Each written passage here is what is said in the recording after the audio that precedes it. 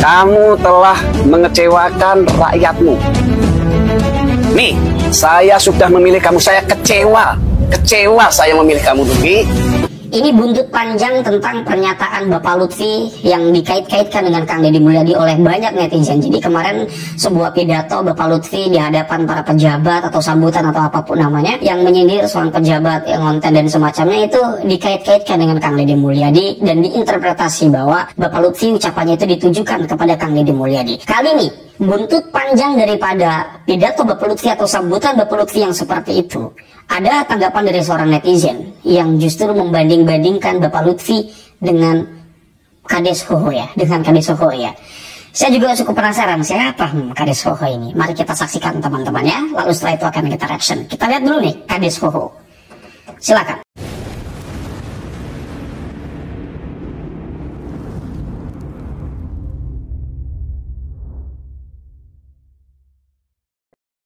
Warga Jateng lebih respek kepada Kades Hoho dibandingkan dengan Ahmad Lutfi sebagai gubernurnya. Warga Jateng pun menilai Ahmad Lutfi tidak mencerminkan sebagai seorang pemimpin, karena telah mengatakan Gubernur Jawa Barat Kang Deddy Mulyadi dengan narasi yang tidak pantas. Setelah videonya itu viral, warga Jateng pun ikut serta membanjiri komentar di akun Instagram Ahmad Lutfi. Bahkan, ada yang mengatakan lebih cocok Kades Hoho jadi gubernurnya. Gimana nih menurut kalian? Tulis di kolom komentar. Kang Deddy kembali dibuat takjub dengan kinerja Kades mode gangster ini. Bukan hanya tatonya yang berwarna, akan tetapi pembangunan desanya pun dibuat berwarna, tertata, dan serba ada. Nah yang sekarang bukan urusan tatonya, yang sekarang tuh prestasi kerjanya. Oh, sapinya punya, ayamnya punya, jalannya bagus, bumdesnya makin berkembang. Ini keren nih. Ini yang disebut kemandirian pangan. Yang kita pikirkan, kita cita-citakan, desanya kuat, punya beras, punya daging, punya ikan, punya telur. Nih telurnya, ukurannya relatif baik. Berarti mereka kerja di perusahaan bumdes ya? Iya. Pokoknya dari 2.500 ekor itu per tahun 250 sampai 300 juta bersih. Kades Hoho itu bukan urusan di tatonya yang nyentrik, kepemimpinannya keren. Saya ini habis dari Purwokerto, Banyumas, sekarang ke sini Purwasaba. Nih ayamnya 2.500 telur dalam setiap hari dilahirkan, tiap hari 800.000 masuk menjadi pendapatan asli desa, bisa gaji karyawan, bisa meningkatkan pendapat desa, punya area peternakan sapi, kemudian kotorannya untuk biogas untuk warga. Ini yang disebut ketahanan pangan. Desanya punya sawah bengkok, punya sapi, punya ayam, punya ikan, punya telur. Top. Yang ditato bukan tangannya, tetapi pembangunannya penuh tato, penuh warna. Segala ada, serba punya. Inilah desa kaya, Desa Purwasaba, Banjarnegara. Begini tanggapan keren dari Kepala Desa Hoho Alkaf terkait dengan pemberlakuan Koperasi Desa Merah Putih yang menyediakan layanan simpan pinjam. Bagi beliau, ini sangat berisiko karena resiko gagal bayarnya tinggi banget. Mendingan koperasi itu buat usaha yang bermitra dengan BUMDes aja. Koperasi desa ini waktu itu digagas oleh Menteri Budi Ari nggak sih? Iya bener banget. Jadi pada intinya pada 12 Juli kemarin itu bertepatan dengan Hari Peringatan Koperasi Indonesia ke-78. Peluncuran formalnya dilakukan oleh Presiden Prabowo Subianto pada 21 Juli kemarin bahwa akan diadakan Koperasi Merah Putih. Jadi ini ada unit simpan pinjamnya. Bagi Kades Hoho ini sangat beresiko karena pada saat ada simpan pinjam itu justru yang meminjam adalah warga desa sendiri kan, dan pastinya dalam kondisi ekonomi yang sulit. Jadi mereka berpotensi menunggak atau gagal bayar. Nah pada saat gagal bayar ini yang kena getahnya adalah kepala desanya sendiri. Oh jadi ini dikhawatirkan bakal seperti bank desa tapi tanpa sistem penjamin dan manajemen risiko profesional. Nah itu dia. Jadi kemungkinan besar program Koperasi Desa Merah Putih ini itu bertujuan memang untuk mendorong ekonomi lewat koperasi. Tapi belum tentu semua desa itu siap menjalankan fungsi simpan pinjam dengan aman. Karena kalau salah dalam pengelolaan itu resiko sosial dan ekonomi akan jatuh langsung ke kepala desa. Tapi nggak usah pakai media. Nah, media kalau tuas. Hari ini saya ketemu orang miskin, tidak akan menyelesaikan masalah. Lek kue gelem ya silahkan. Nek aku banget. Nggak usah. Ikhlas saja. Jadi diri kita sendiri. Rasa gaya. Halo guys. Normal aja. Begitu dikritik di medianya sibuk jawab. Akhirnya apa? Sikapnya diubah-ubah. Mangan teratur ngomong karena apa? Shooting. Apa enak urip ngono? Kamu telah mengecewakan rakyatmu. Nih, saya sudah memilih kamu. Saya kecewa saya memilih kamu, Lutfi. Ya, kamu telah menghina, melecehkan rakyat miskin Jawa Tengah. Kalau kamu sudah tidak mampu, tidak sanggup, mundur.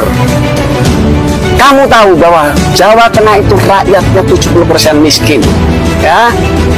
Yang kamu pimpin ini rakyat miskin. Kalau kamu tidak mau ketemu dengan rakyat miskin yang tidak bisa menyelesaikan masalah, berarti kamu sendiri yang tidak bisa menyelesaikan masalah.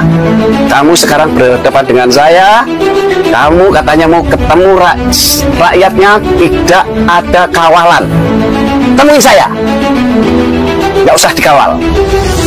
Ya, ayo kita debat. Ya, kalau kamu masih sanggup, Lutfi, kamu temuin saya. Gak usah pakai kawalan. Kamu bilang kalau ketemu rakyat gak usah dikawal. Ketemu saya rakyat miskin, gak usah pakai kawal-kawalan. Ayo kita ngobrol, kita berdebat, selesaikan masalah kita. Ya, ini mewakili, mudah-mudahan mewakili rakyat Jawa Tengah yang miskin. Ya, oke, Lutfi. Sekian dari saya, Lutfi. Sampai ketemu. Tak tunggu. 1 kali 24 jam. Tak tunggu. Ya, Lutfi. Hati-hati. Rakyatmu rakyat miskin semua. Kamu sekali lagi tidak mau ketemu dengan rakyatmu yang miskin karena rakyat miskin tidak menyelesaikan masalah. Pikir, pikir. Nih, saya tunggu, Lutfi, ya. Tampang bak seperti gangster Jepang, Yakuza. Badan hampir 90% dipenuhi tato. Tapi kades ini bikin salut Kang Dedi atas baktinya terhadap kemajuan desa dan kemakmuran warga. Sapinya segemuk-gemuk. Ini pas bareng saya lagi bikin kandang sapi sekarang di rumah. Ini bikin. Walah. Jadi saya tanya, ini kalau bumdes jarang loh kalau di Jawa Barat orang pelihara sapi. Aku sorry ya pakai kaos, nggak apa-apa. Habis dari pasar soalnya. Nah, kita lihat sapinya. Ya. Ini desa nih, kreatif banget. Ini pelajaran bagi kepala desa ya di seluruh Indonesia. Ini nih pengelolaan sistem ketahanan pangan yang bener yang kayak gini. Jadi nggak sembarang. Banyak kan yang penting asal begitu diperiksa ada barangnya. Atau ada juga ketahanan pangan yang begitu diperiksa domba sama sapinya pinjam. Yang nakal ada aja. Nah ini kan ketahanan pangan. Jadi kalau negara terjadi krisis, desa sudah punya aset ya untuk menjaga ketahanan pangan warga. Ini bener konsepnya. Gitu. Nah, ini nih depannya boleh Amerika, tetapi punya sapinya kayak Amerika. Karena Amerika sapinya banyak, kayak Indonesia pengen gaya Amerika, sapinya impor. Ya. Kalau dana desa ke depan angkanya naik 2 atau 3 miliar, kepala desanya kayak gini makmur desanya. Tapi naik 2-3 miliar kalau kepala desanya tidak ngerti cara pengelolaannya susah. Jadi semuanya tergantung pemimpin. Menurut saya begitu ke depan. Jadi begitu desa, kepimpinan desanya ada progresnya makin baik dalam kepemimpinannya. Pemerintahnya garis kasih progres bahwa anggaran dana desanya naik karena ada pencapaian prestasi-prestasi. Tapi bagi mereka yang desanya tidak mengalami perkembangan, ekonominya tidak tumbuh, infrastrukturnya buruk, kurangin. Itu cara kemajuan. Tapi kalau dibikin jadi rata, kebijakannya rata dikasih, begitu gagal satu dianggap gagal semua. Padahal yang baik itu banyak. Gitu loh, sama lah di mana-mana. Dan kalau pendapat saya, duit ini harus banyak di desa. Karena ngontrolnya mudah. Satu desa misalnya anggar 5 miliar, belanjanya gampang ya. Kalau koruptif juga gampang ketahuan. Ya Pak, duit 5 miliar kemanain? Karena ngontrolnya masyarakatnya banyak dilihatin. Ingat loh, kepala desa itu jadi sorotan ya. 5 miliar kelihatan, 5 miliar tuh pakai bangun ini oleh rakyat tuh ketahuan ya. Makin tinggi disimpan di kabupaten 2 triliun makin susah ngontrol. Disimpan di provinsi 35 triliun makin susah ngontrol. Nggak ada yang nanyain. Di pusat misalnya 2000 triliun makin nggak ada yang ngontrol. Jadi makin tinggi jenjang anggaran, makin gede, makin sulit dikontrolnya, makin orang tidak peduli. Ini penting, jangan nuduh kepala desa ini nggak bener. ada yang benar, ada yang tidak benar. Sama pejabat mah dimanapun sama, anggota DPR ada yang benar, ada yang tidak benar. Gubernur sama menteri sama-sama, tergantung orangnya. Ya Pak ya? Iya. Optimis kan? Iya. Optimis. Saya ulangi perintah saya, tidak boleh kepala desa sedikit-sedikit pidana, sedikit-sedikit pidana. Orang rasa tepuk tangan, ini bukan kampanye, ini tenanan. Tidak akan memberikan jaminan kepala desa tidak akan dilapor-laporin, tidak bisa. Kepala desa yang melanggar hukum, tidak bekerja dengan baik, menyimpangkan anggaran secara berlebihan, pasti akan kami proses. Pak Gubernur yang terhormat, ya anggar salah ya kudune dipidana ya lurai. Anggar ora salah ya ora papau. Anggar salah ora dipidana ya laka kemajuan dasane primen jare. Weh, anggar gubernur apik ta Jawa Barat jadi maju beres wis oke sip jos. Warga Jawa Tengah lebih respek kepada Kades Hoho ketimbang gubernurnya sendiri. Bahkan banyak yang berpendapat Ahmad Lutfi tidak mencerminkan sebagai seorang pemimpin. Bukan tanpa alasan, karena belakangan beredar video dirinya yang mengejek KDM dengan narasi yang sangat tidak pantas. Setelah videonya viral, warga Jateng pun ikut membanjiri komentar di akun Instagramnya. Bahkan ada yang mengatakan lebih cocok Kades Hoho yang jadi gubernurnya. Tapi gimana pendapat kalian? Gokil juga Kades Hoho ya. Kalau saya lihat pola-pola yang digunakan oleh Kades Hoho atau pola-pola yang diperlihatkan oleh Kades Hoho ini mirip-mirip dengan Kang Deddy Mulyadi. Jadi saya kira kalau seumpama ungkapan Bapak Lutfi ini ditujukan untuk Kang Deddy Mulyadi, justru apa yang dilakukan oleh KDM ini malah menjadi tren di kalangan sebagian pejabat. Ya mungkin Kades Hoho ini terinspirasi oleh Kang Deddy Mulyadi ya, yang kalau tidak salah juga Kades Hoho ini dekat dengan Kang Deddy kan. Dan selain daripada itu, banyak pejabat juga saya kira ya, di beberapa lah, saya tidak mengatakan banyak yang konten gitu loh. Dan mungkin itu juga ada kaitannya dengan bagaimana konten-konten Kang Deddy Mulyadi gitu. Nah, adapun perbandingan tadi ya jadi seolah-olah netizen ini mengatakan bahwa Kades Hoho ini adalah gubernur masa depan Jawa Tengah dan semacamnya. Terlepas daripada itu urusan netizen lah, dan teman-teman juga silakan berikan pendapat, itu boleh.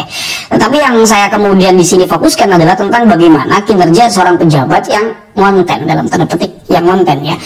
Itu justru menjadi hal yang baik di tengah negara kita ya, kondisi negara kita seregulasi di mana sistemnya negara kita ini menganut sistem demokrasi, di mana kedaulatan dipegang sepenuhnya oleh masyarakat dan masyarakat diberikan tentang bagaimana mengontrol penguasanya gitu loh.